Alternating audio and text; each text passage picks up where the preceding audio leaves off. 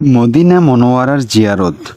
রাসূলুল্লাহ সাল্লাল্লাহু আলাইহি ওয়াসাল্লাম পবিত্র মক্কা নগরী হতে হিজরত করে আরব উপদ্বীপের যে শহরে বসবাস করেছিলেন তার নাম মদিনা মনোয়ারা। পূর্বে এই শহরের নাম ছিল ইয়াসরিব। নবী করিম সাল্লাল্লাহু আলাইহি ওয়াসাল্লাম এর নাম রাখেন মদিনা তাইয়্যিবা।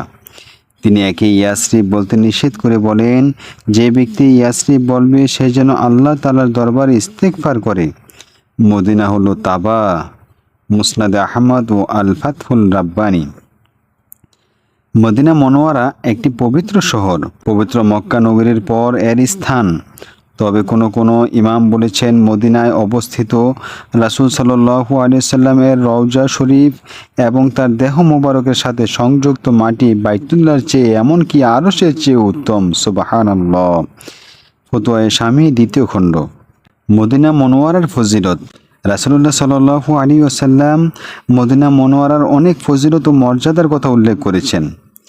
হযরত আবু হুরায়রা রাদিয়াল্লাহু আনহু থেকে বর্ণিত, রাসূলুল্লাহ সাল্লাল্লাহু আলাইহি ওয়াসাল্লাম বলেছেন, ঈমান শেষ পর্যন্ত এমনভাবে মদিনায় ফিরে আসবে যেমন সাপ তার গর্তে ফিরে আসে। সুবহানাল্লাহ। বুখারী শরীফ। হযরত আবু হুরায়রা রাদিয়াল্লাহু আনহু থেকে আরও বর্ণিত আছেন, তিনি বলেন, রাসূল সাল্লাল্লাহু আলাইহি ওয়াসাল্লাম বলেছেন, আমি এমন একটি জনপদে হিজরত করার জন্য আদিষ্ট হয়েছি যা সকল জনপদের উপর বিজয়ী হবে।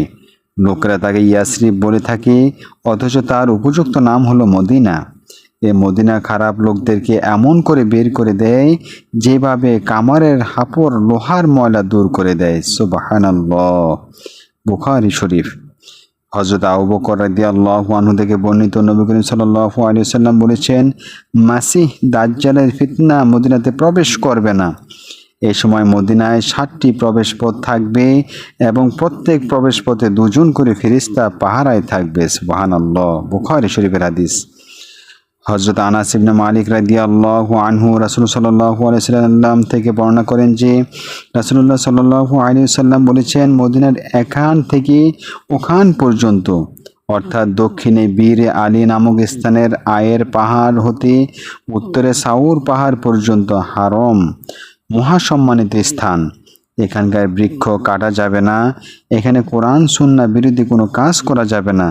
যে ব্যক্তি এখানে এরূপ কোনো কাজ করবে তার উপর আল্লাহর সকল ফেরেশতার এবং সমস্ত মানুষের লানত বর্ষিত হবে। নাউজুবিল্লাহ। অপর এক হাদিসে রাসূল সাল্লাল্লাহু আলাইহি ওয়াসাল্লাম বলেছেন, মদিনায় প্লেগ, মহামারী ও দাজ্জাল প্রবেশ করতে পারবে না। সুবহানাল্লাহ। হযরত আনাস রাদিয়াল্লাহু আনহু রাসূল সাল্লাল্লাহু আলাইহি ওয়াসাল্লাম থেকে বর্ণনা করেন, তিনি বলেছেন, হে আল্লাহ, তুমি মক্কাতে যেমন বরকত দান করেছো, মদিনায় তার দ্বিগুণ বরকত দান করো। সুবহানাল্লাহ। বুখারী শরীফের হাদিস। প্রিয় দর্শক, আমি বোঝাতে চাচ্ছি এটাই যে মদিনাতুল মুনাওয়ারায় কত ফজিলত, কত বরকত রয়েছেন। রাসূল সাল্লাল্লাহু আলাইহি সাল্লাম বলেছেন। আজকে নামদারি কিছু ভাই বন্ধুরা যারা বলে থাকে যে মক্কায় হজ করতে গেলে মদিনায় যাওয়া লাগবে না, আল্লাহ, নাউজুবিল্লাহ, নাউজুবিল্লাহ। প্রিয় দর্শক, যে রাসূল সাল্লাল্লাহু আলাইহি সাল্লামের শানে আল্লাহ রাব্বুল আলামিন অগণিত আয়াত নাজিল করেছেন, তিনি মর্তবা ওয়া রাফা'না লাকা যিকরাক, আল্লাহ রাব্বুল আলামিন বুলন্দ করে দিয়েছেন। সেই নবী করিম সাল্লাল্লাহু আলাইহি সাল্লাম রওজা মুবারক জিয়ারত করতে গিয়ে যাওয়ার ফজিলত সম্পর্কে রাসূল সাল্লাল্লাহু আলাইহি সাল্লাম বলেন, মান যারা কবরি ওয়াজাবাত লাহু শাফাআতি, যে ব্যক্তি আমি নবী করিম সাল্লাল্লাহু আলাইহি সাল্লামের রওজা মুবারক জিয়ারত করলো তার জন্য সুপারিশ করা আমি নবীর জন্য ওয়াজিব হয়ে গেল। সুবহানাল্লাহ। রাসূল সাল্লাল্লাহু আলাইহি সাল্লামের শান এত যে রাসূল সাল্লাল্লাহু আলাইহি সাল্লামের উম্মত হওয়ার জন্য অন্যান্য নবী পয়গম্বরগণ আল্লাহ রাব্বুল আলামিন প্রার্থনা করেছেন, আল্লাহর কাছে ফরিয়াদ করেছেন, আমাদেরকে নবী না বানায় যদি সেই নবীর উম্মত বানাতেন তাহলে আমরা ধন্য হয়ে যেতাম। তাহলে এমন নবীর আমরা উম্মত, আমরা সেই রাসূল সাল্লাল্লাহু আলাইহি সাল্লামের রওজা মুবারক জিয়ারত করতে যাব না, এর চাইতে হতভাগা আর কি হতে পারে না। অবশ্যই আমরা রাসূল সাল্লাল্লাহু আলাইহি সাল্লামের রওজা মুবারক আমরা জিয়ারত করতে যাব। এ সম্পর্কে সামনের দিকে আরও একটি ভিডিও নিয়ে আসব এবং পুরোপুরিভাবে বিস্তারিতভাবে আলোচনা করব। ওমা তাওফিক ইল্লা বিল্লাহ। আসসালামু আলাইকুম ওয়া রাহমাতুল্লাহ।